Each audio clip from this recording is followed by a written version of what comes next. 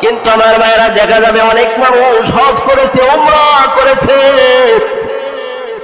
সব জিরো হয়ে গেছে, কোনো সব নাই। কারণ হলো আপনারা সকলে জানেন ইমাম বুখারী রাহমাতুল্লাহি আলাইহি লক্ষ লক্ষ হাদিসের হাফেজ ছিলেন। আসমানি কিতাব কোরআনের পরে সব থেকে দামি যেই কিতাব, সেই কিতাবের নাম হলো বুখারী। সবাই বলেন কি নাম? সবাই একসাথে বলেন কি নাম?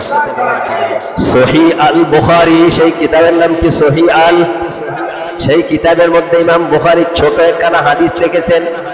কি হাদিস লিখেছেন? মানুষ পৃথিবীর মধ্যে যত আমল করে প্রত্যেকটা আমল তার নিয়তের উপর নির্ভর করে। বলুন না সুবহানাল্লাহ।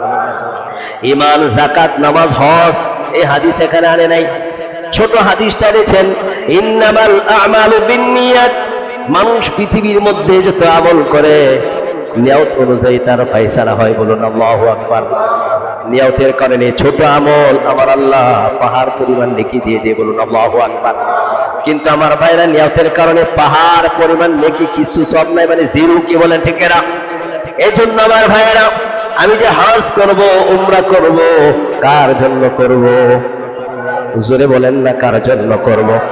এই জন্য হাদিসের মধ্যে আছে নবীজি বলেন আমাদের সবকিছু কার জন্য হবে? জোরে বলেন কার জন্য হবে? صلاتي ونسكي ومحياي ومماتي لله رب العالمين। বলেন আল্লাহু আকবার। আমাদের নামাজটা কার জন্য? একসাথে জোরে বলেন কার জন্য? আমাদের হজটা কার জন্য?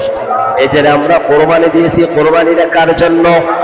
আমাদের জীবন কার জন্য? আমাদের মরণ কার জন্য? আমাদের বেঁচে থাকা কার জন্য? আমাদের মরে যাওয়া কার জন্য? আমাদের সব কিছু কার জন্য হবে বলেন? একজনের জন্য হবে। আল্লাহর জন্য সারা যে কাজটা করা হয় সেই কাজে কোনো সওয়াব নাই, ফজিলত নাই, বরকত নাই। কি বলেন ঠিক কিনা?